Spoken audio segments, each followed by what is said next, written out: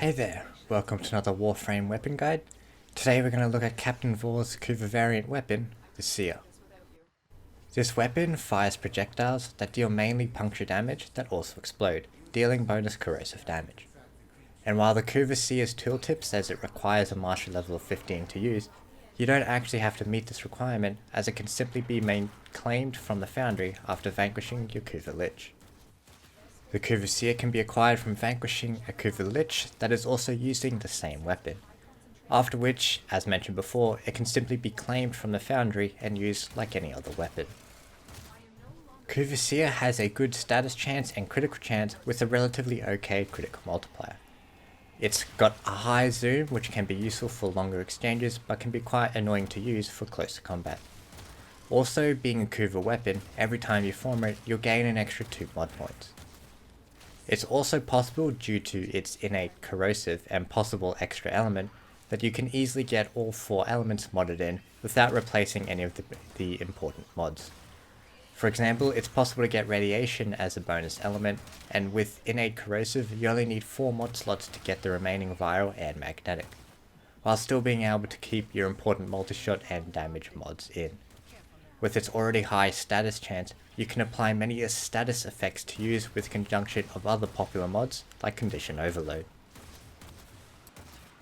However, since the projectiles explode on impact, it can cause self-stagger.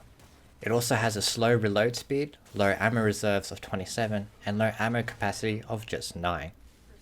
I've only got one build to show today, so let's get started. I would just like to quickly note that you don't need to Forma it 5 times to get all these mods in, whether they're primed or not.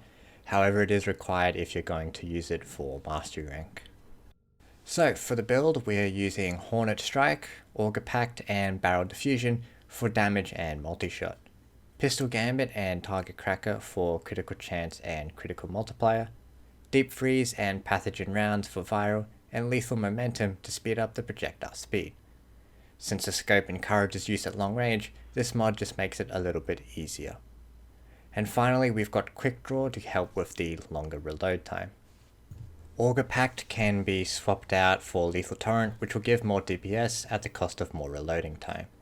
Or Magnum Force can be put in for even more damage.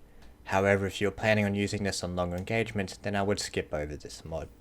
Also, if you're planning on using this to apply status effects, you can consider using Fulmination to help affect a larger area.